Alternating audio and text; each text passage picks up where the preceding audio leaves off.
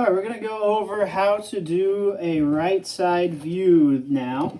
So when you're looking at your packet here, this block, okay, so we're drawing the shaded in part here and the shaded in part here. Those would be the right side views of this block. And you can see on the window here, the little window frame shows you what kind of shape it's going to look like. And then remember, we've got the little line right here because this rectangle sticks out further than this rectangle does. So we don't draw any of the other faces here, just the part that's shaded in black. All right, and then you've got to look at the dimensions over here to figure out the size of each one of these lines. And they're going to help you figure out how many squares you need to use. So we have our drawing here. And this line here is 3 squares, because when you look here, that would be this number here, lines up with the top. That line lines up with the bottom of the shape, 3 inches. Tells us that this should be 3 squares. We made this one 4 squares because this and that, this line lines up with the left side of the block, this line lines up with the right side of the block to tell us the entire length is 4 squares. And then this 2 right here tells us that this is 2 squares, and then 4 take away 2 means that this is also 2 squares, which is why we have 2 squares with the line right there dividing it. Okay, so this is a lot like drawing the top and the front view, but drawing the right side this time. So when you look here at the problem, all right, so this block, it's not exactly like this, but roughly like this block here. And so what we're drawing is this face here. Okay, if I turn it like this so it's more isometric. So we want to draw that face right there. So it's gonna, you can see it's got like a bit of an L shape to it. Okay, and everything is flush. Ignore the little knob right there. But everything is flush on this side, so we're not going to have any solid lines dividing anything. As you can see, if I was to imagine putting my finger over that entire face right there, I would not feel any difference in the, I wouldn't feel any edges or anything because it's all flush.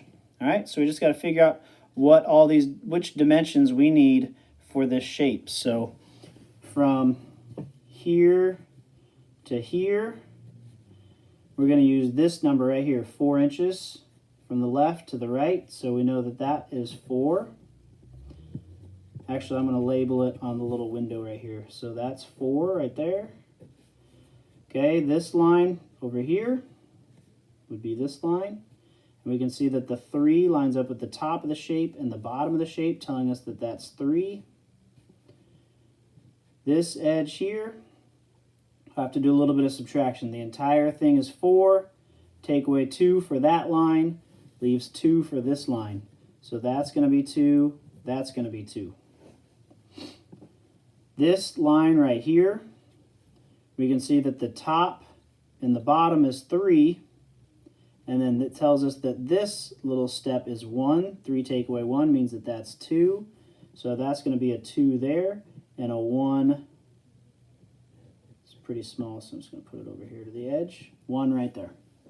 All right, so we're going to use our ruler.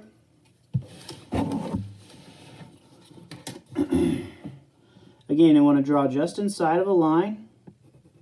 1, 2, 3, 4.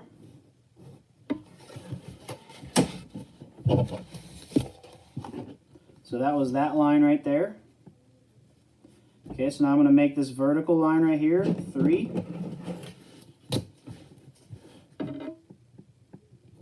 One, two, three, like that. Okay, so I'm going to put in this line next, which I already figured out was 2.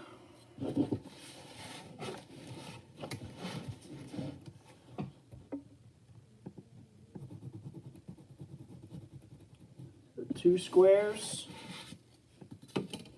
And then this line that goes down is also 2 squares.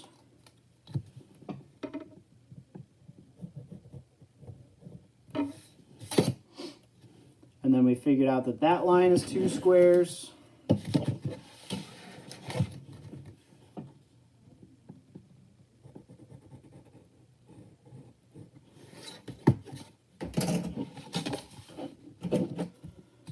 And then this last one is 1 square. There we go. And so I'm just going to lightly shade in my shape so it's easier to see when I take a picture of it. And there you have it. There's the right side view. So you're going to do the rest of the right side view problems. This one, turn the page, and you've got 2 more. So 4 problems for the right side view, just like you've had 4 problems for the others. Notice we've got diagonal lines on these, but again, that's just like before. When I'm looking at this face here, okay, it's going to still look like a rectangle to me.